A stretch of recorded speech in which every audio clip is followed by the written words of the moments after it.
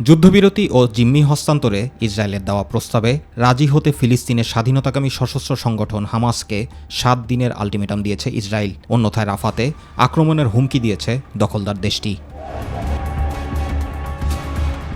জানা যায়, বিদেশে অবস্থানরত হামাসের নেতাদের হাতে মিশরের তৈরি যুদ্ধবিরতির প্রস্তাব পৌঁছানো হয়েছে। এর মধ্যেই চুক্তিতে পৌঁছাতে শনিবার কায়রোয় যাওয়ার কথা রয়েছে হামাসের প্রতিনিধি দলের। এক বিবৃতিতে এ তথ্য নিশ্চিত করেছে সংগঠনটির মুখপাত্র।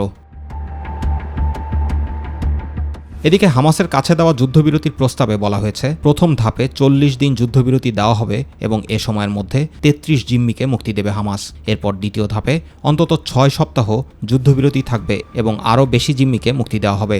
এরপর যদি দুপক্ষের সম্মতিতে যুদ্ধবিরতি আরও 1 বছর বৃদ্ধি করা যেতে পারে।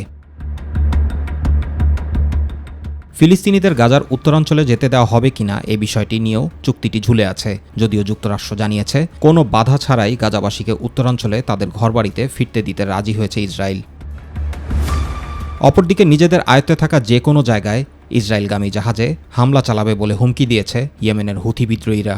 উল্লেখ্য, দখলদার ইসরায়েলের বর্বরতা এবং ফিলিস্তিনিদের প্রতি সংহতি জানাতে গত বছরের নভেম্বর থেকে লোহিত সাগর, বাব আল মান্দাব প্রণালী এবং এডেন উপসাগরে ইসরায়েল সংশ্লিষ্ট জাহাজে হামলা চালিয়ে আসছেন ইসরায়েলপন্থী হুথি বিদ্রোহীরা। জুবাইর রহমান, মাই টিভি নিউজ।